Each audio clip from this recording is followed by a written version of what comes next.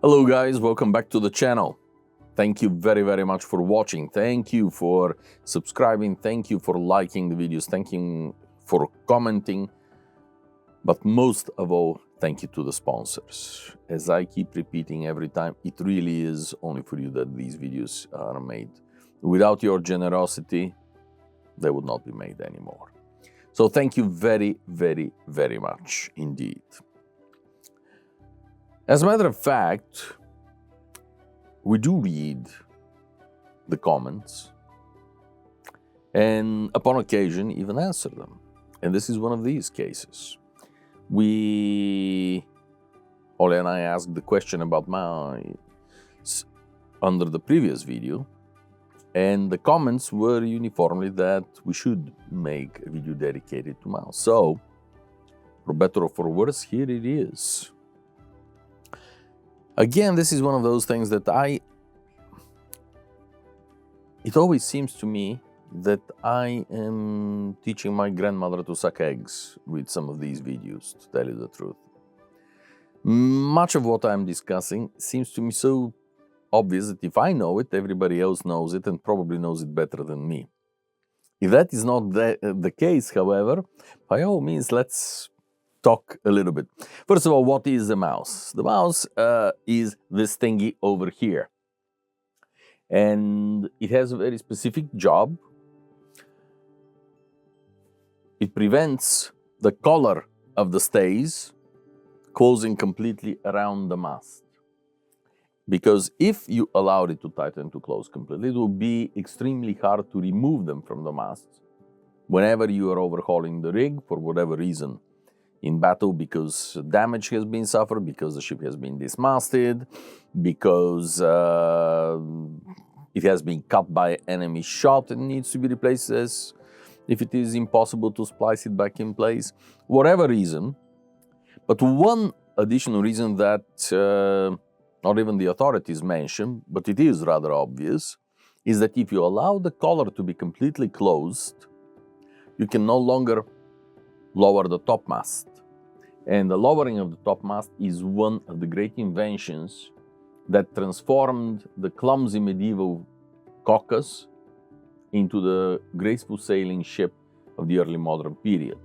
That is of fundamental importance for the handling of the ships, for their ability to keep the seas in all weather, for their ability to repair on their own at sea, to refit and continue their functions. That's one thing that I always bring to the attention of my students, is that the sailing ship was more autonomous than any other warship until the introduction of nuclear-powered vessels. Because it can carry pretty much all provisions on its own. It does not need harbors. It is easily maintained at home. And this is part of the design system that allows you to overhaul and to repair your ship. We all have heard the stories of how well-worked-up British frigates during the Napoleonic Wars were capable of shifting all topmasts in 15 minutes. If I remember correctly, in the instructions of Mystic Seaport for lowering the rigs on their vessels in times of danger, such as approaching hurricanes, if memory serves me right, something like 6 to 8 hours is intended to be the time taken to lower the rigs of the ships. A British frigate could shift all 3 topmasts in 15 minutes. Granted, they have 200 people aboard or more, rather than, half a dozen workers at most. But part of the reason that this was possible was exactly the presence of the mouse on the stays. Interestingly enough, the some of our authorities, not some of Darcy Lever, whom I am holding, of course, as usual. The usual Bible of the rigor is in my hands now. But Faulkner's dictionary, maritime dictionary,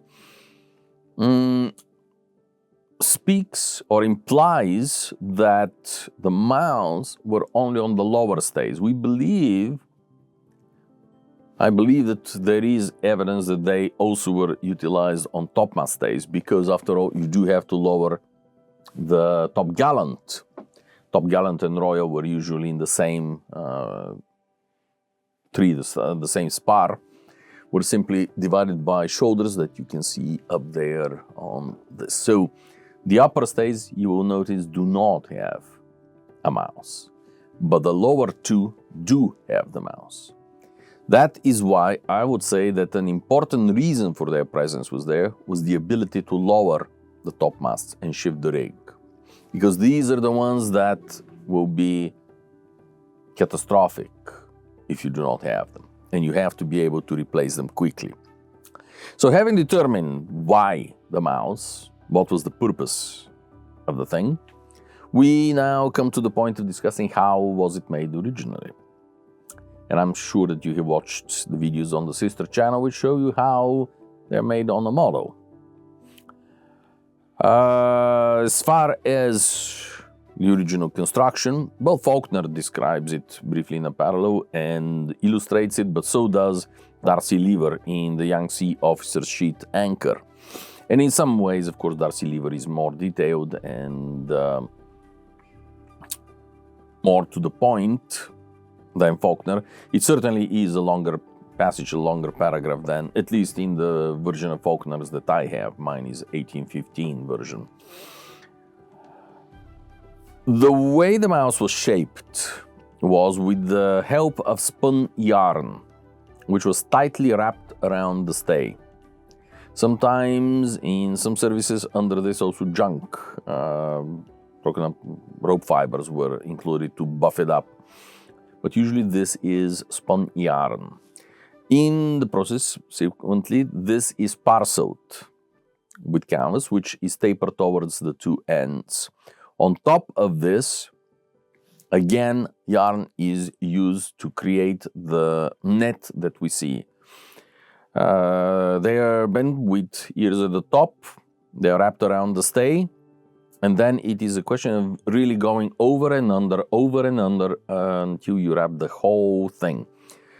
And it is tightened on the other end towards the stay also. The tightening and the ropes that shape the outer layer of this protective covering are after that feathered or brought into the serving and parceling of the stay itself. So it is covered inside. This protects the ends. This holds them tightly in place. An interesting detail that Lever discusses, adds to the conversation, is that there was a difference in how it was done in the merchant versus the naval service. In the merchant service, they found that there is no need of the tightly wrapped spun yarn. They did this same thing simply by parceling. In other words, using canvas fragments and refuse without the spun yarn. Perhaps it was faster, certainly was cheaper, and the result, according to Lever, was exactly the same. But the outer layers of the netting that is woven around it was the same for both the merchant and the naval service. The final point that I would like to address now is, we all know that this pudding, or the mouse, is more or less conical in shape. One of the very interesting questions is, which way should it be pointed? Is the conical, the narrower end of the conus downwards, towards the deck, towards the loop of the collar? Or is it the reverse, the wide, broad part being towards the loop? None of the authorities speak about it. Not Lever, not Faulkner, none. I don't believe that even Steele discusses in which direction it is. We do have quite a number of contemporary models. That surprising number of them actually have rigs. And unfortunately, we see both. So which one is the which is the more accurate? I am absolutely going out on a limb. The bulk of the evidence that we have suggests that either way. Therefore, it may have been preference of the rigger. However, if we are to look at it logically,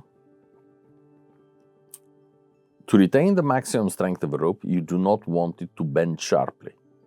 You want it to have fair flowing curve. That is how it retains the maximum strength. If the base of the conus is downwards and therefore the part that is bearing upon the loop of the collar, you have a fairly sharp break in the loop. It gives you a sharp angle. And yes, it means that it stops the loop right there. There is no slippage up onto the mouse. But on the other hand, it is a sharp corner. And what little I know practically of ships based on shipwrecks and based on my studies and original sources, I have yet to remember any case in which we have anything but flowing fair lines and curves used in seamanship. That is why if I am to jump out on the limb, and I probably half of you, certainly David Anshero, will comment, and being the tactful gentleman that he is, he probably will email me directly to point out that I'm entirely wrong of this, and that somewhere there is an authority that points out to how wrong I am. David, please do point it. It would be very educating, as any and all your comments have always been. Returning to it, that's why if I am to go out on above mentioned limb and waiting for somebody to cut it under me, I would say that the top of the conus should be pointing downwards. It makes more sense to me because there is some slippage. The loop will be going up to certain height on the mouse, but eventually will stop there. And the point is that the curvature of the line would be much more flowing. It will be fair. And after all, that part of the stay is quite stiff because of the warming, parceling, and serving. So take your pick. The truth of the matter is that whichever decision you make, you can defend it. Maybe one day we will know for better. But for now, I propose to end this video. Wish you most wonderful time for the rest of your day. By all means, immediately from here, switch to the SYSTER channel where live streaming is taking place and the further adventures of the construction of the gondola Philadelphia. So by all means, go there. It'll be much more interesting anyway. To all of you, thank you so much for watching. Thank you for commenting. Thank you for liking. And once again, I am overwhelmed by the kindness and generosity of the sponsors of this channel. Thank you so much. See you next week.